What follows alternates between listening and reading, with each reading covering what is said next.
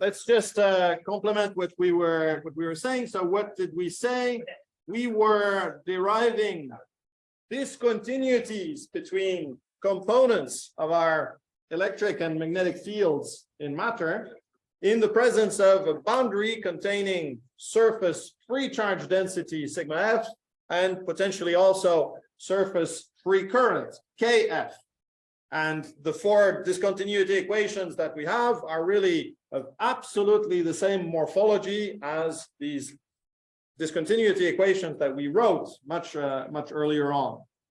So once again, you just need to apply either the divergence theorem with the Gaussian pillbox or Stokes' theorem with a little Ampérian loop, and you can recover these equations with a tiny bit of this is really stuff that you should be able to do. I think it's also stuff that you did in your first course and whatnot. It's good to rehearse that and to be able to do that. Now, these equations that we've got here are valid irrespective of what our constitutive equations are. And you remember our constitutive equations or relations, they tell us what the relationship is between E and D and between B and H. Okay, so we need to know more characteristics of the materials we're dealing with in order to be able to go further. If we specialize to the very simplest case, well, maybe the simplest case is matter that doesn't react at all to, electric and magnetic fields. That's kind of easy.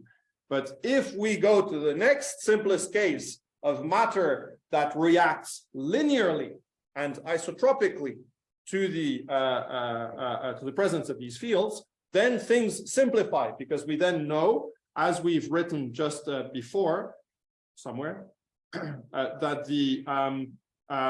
the displacement then becomes proportional to the electric field, and the H magnetic field becomes proportional to the B magnetic field, right? So in the very simplest case of linear media, a specialized case of this, then the boundary conditions become even simpler. Okay, so I've just rewritten precisely the same boundary conditions here. You'll find them in the notes as well. Again, I don't expect you to know these things by heart, but I do expect you to know the Maxwell equations in the presence of matter also by heart.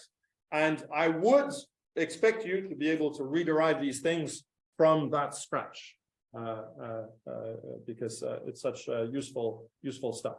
And it's almost the kind of, single most useful exercise for making calculations in electromagnetic phenomena in responsive matter. Okay, so these are just equations that we'll get back to later on when we discuss reflection of electromagnetic waves. Okay, we'll see how far we get on that today. Okay, is that kind of cool for the philosophical side of it, the meta side of it? Comfortable? This is all mathematics, which is completely within your reach. I think perhaps the kind of only thing that needs a little bit of getting used to is the terminology, the concepts associated to that. Again, these concepts are a mixture of wise choices and unfortunate historical accidents, right? So that's it. Okay.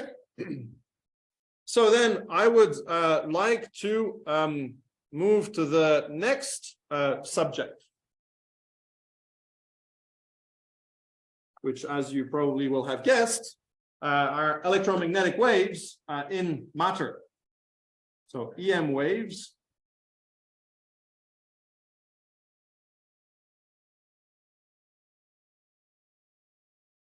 in matter. Okay. What we're going to immediately do is set the free charge and current to 0.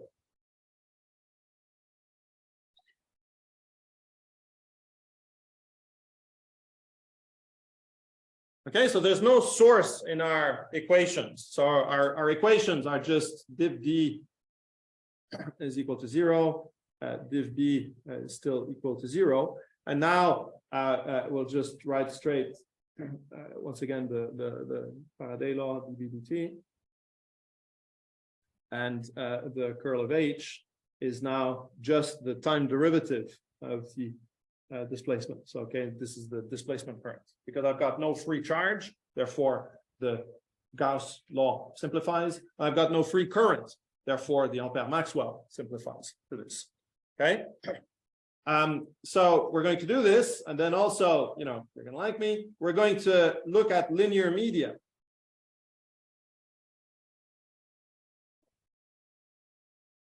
Okay, and once again, this means that D becomes proportional to the electric field E, and H just becomes proportional to B, 1 over mu B. Okay, so if we just replace that in our Maxwell's equations here, then it becomes dangerously similar to what we had done a while ago when we were discussing electromagnetic waves in vacuum. Because my relations, again, just like this. And now I can rewrite this Ampère-Maxwell just now as the curl of B because it's proportional. But now the proportionality coefficient that I've got here is mu epsilon dE dt. Okay? So these are the equations that I have. And the statement is that these are exactly the same as the equations in vacuum. But epsilon 0 and mu 0 have just become epsilon and mu. Okay? Pretty cool.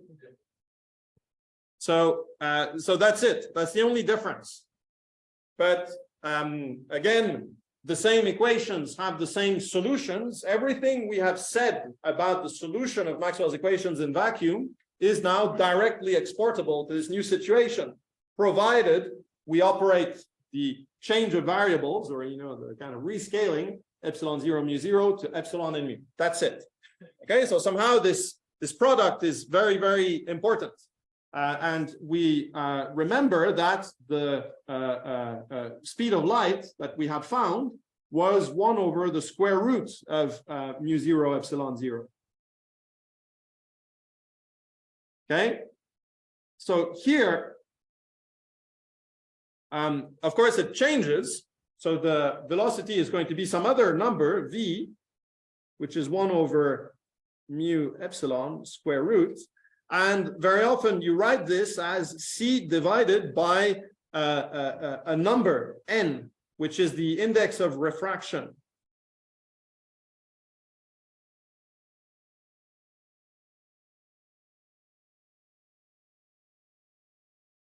Okay, so this n is just by definition the ratio of the in matter to in vacuum parameters in a square root.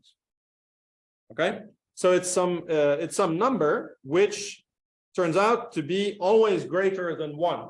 So because the natural response that we have from matter always goes in, you know, you remember Le Chatelier's principle and Lenz's law, all go to that. The refraction index is always something that reduces the speed of light, because light trying to propagate through a medium causes a response in the medium, and this response in the medium goes against the propagation of light. So therefore, the light is going to be slowed down. Okay, if it was any other way, we just probably wouldn't be there, right? Because the whole thing would be unstable. Okay, so so that's the thing. There are lots of things to say about all these things. So let's see what we actually need. We don't need very much. Maybe just some notes. We've discussed about energy density and whatnot. So here,